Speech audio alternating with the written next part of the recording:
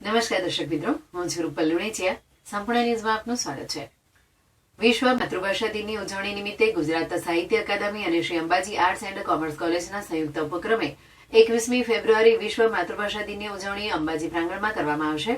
આવી ડોક્ટર એમ.બી. ગોહિલે માતૃભાષાની ઉજવણી કેમ કરવી પડે છે અને માતૃભાષાની ઉજવણી શા માટે કરવામાં આવે છે અને માતૃભાષાની ઉજવણી ક્યારથી કેવી રીતે શરૂ થઈ તેનું વિગતે વ્યાખ્યાન આપ્યું હતું અને વક્તાઓ નું શ્રી અંબાજી આર્ટ્સ કોલેજમાં હૃદયપૂર્વક સ્વાગત કરાયું હતું, જેમાં SD arts and commerce college માણસાના ડોક્ટર વિજેતા કુમારી વી ગામિતે વિદ્યાર્થીઓને માતૃભાષા વિશે ભાષા વિજ્ઞાન પર ખૂબ રસપ્રદ વ્યાખ્યાન આપ્યું હતું. જ્યારે સરકારી કોલેજના પ્રાધ્યાપક જિગ્નેશભાઈએ ગુજરાતી ગીતો, લોકગીતો અનેક ગીતના માધ્યમથી દ્વારા વિદ્યાર્થીઓને માતૃભાષાનું મહત્વ સમજાવ્યું હતું. કોલેજના સંજય નટ, પાયલ જોશી, સુરેશ બેગડિયા, પ્રાધ્યાપક દિલીપ પરમાર, ભાવના, જયશ્રી, પૂજા, મંજુલા, ચંદ્રિકા વગેરે માતૃભાષા વિશે પોતાના વિચારો વ્યક્ત કર્યા હતા. 300 કરતા વધારે વિદ્યાર્થીઓ શ્રી અંબાજી આર્ટ્સ કોલેજના આચાર્ય ડોક્ટર એચ.બી. પટેલ અને કોલેજના અધ્યાપક મિત્રો, ઇન્ડિયન રેડક્રોસ સોસાયટી દાદા તાલુકાના બ્રાન્ચના અધ્યક્ષ મહેન્દ્ર અગ્રવાલ વગેરે માતૃભાષા મહોત્સવમાં હાજર રહ્યા હતા.